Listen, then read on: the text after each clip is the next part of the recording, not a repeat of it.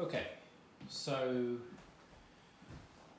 we're at a good juncture now with all of the work that we've done with reattaching the text blocks in these volumes here, that we can compare these four books with what's going to be their new brothers and sisters, which are the other 32 volumes of the set Histoire Ecclésiastique.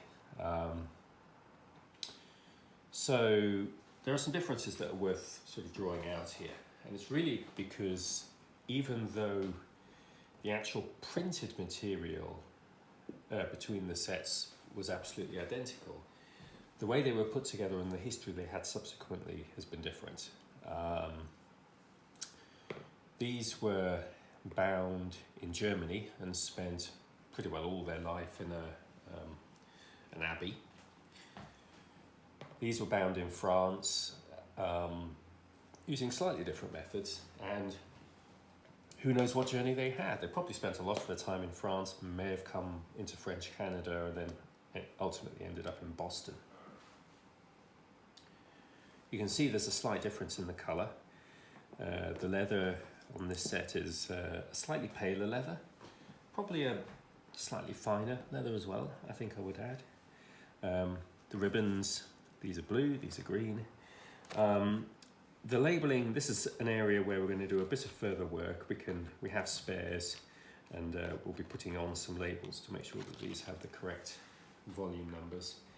The other thing is that these have just had a harsher life. These were more damaged and more worn when they came into my possession, even before I removed the fragments from them.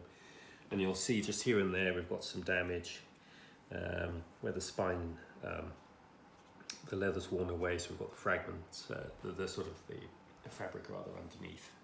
So we'll have to give that some attention. Also here it's split as well in that corner there. But as we stand now, we've completed the work of attaching the twine, but before we actually glue down the fabric and then put in the paste down and so on and so forth, we just need to pause for a second, because this is the last point at which we're actually going to have access to the back of the text block or the inside of the binding. And once we glue this down, we basically lose that access, and it won't be possible for us to get access again without basically damaging all the work we've done and basically having to start over. So it is worth just having this moment. And one of the things that I've noticed is, because these used medieval manuscript fragments in a different way, much smaller quantities of it, the leather was actually glued directly to the spine in a much more